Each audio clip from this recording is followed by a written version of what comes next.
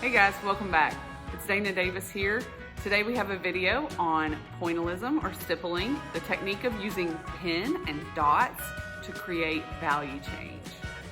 Let's get right into it.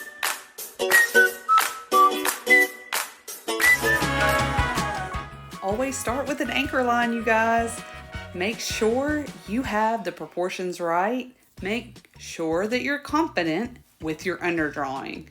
This is the layout of where we're going to put all of these dots. Where are the dark places going to be? Those are the questions I'm asking myself as I start the drawing.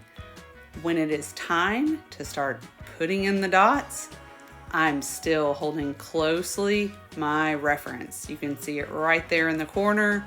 I do not let it get away from me because my eyes are going back and forth from my drawing to my reference. I always forget a little bit every time I look away. A lot of the surface area is going to be dark, but I want to give the eyebrow a subtle grain to it where I have some individual hair showing. And to do that, I kept my dots kind of in a pattern. I laid them out. I did the same for this iris. So when I'm squinting at it, I want to notice those subtle little grains, that little design. And to do that, I put my dots kind of in a row. Some of this value change is abrupt and some of it's really subtle and soft. We call the slow transitions a soft edge, and we call those jumps in value a hard edge. So look for those when you're squinting and checking your reference back and forth. Try not to rush, trying to keep all those dots separate and trying not to make too many dashes. To gain a little more perspective and make these dots fuse together so that I can see value or the forest, not the trees, I'm going to get away from it and squint and check my reference and my drawing. And I do that, about 20 times during this little drawing. Just like when I'm doing a pencil drawing, I save the really, really darks till last when I'm really confident. But if you're getting a little bit tired, you might want to just take a break and come back to it another day because this is a time-consuming project.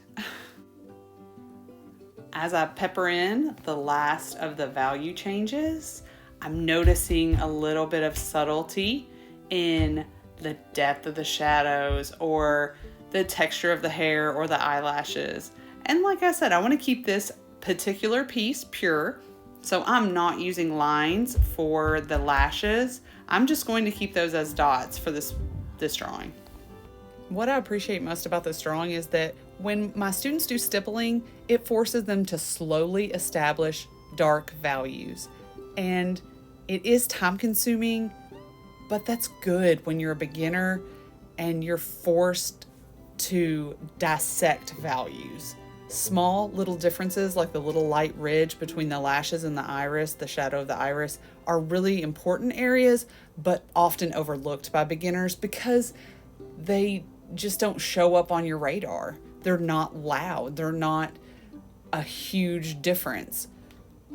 When you start noticing the small little edges and transitions in value, you guys are going to go from good to great, and it's going to feel awesome that you noticed it, you put it in there, but you didn't make it too obvious. I really am glad you guys stayed to the end of this video. If you found it useful, please subscribe, please give it a like, and come back for more lessons. And remember, I'm a certified teacher. I've been teaching for 16 years, using all sorts of these lessons to reach high schoolers. Have a good day.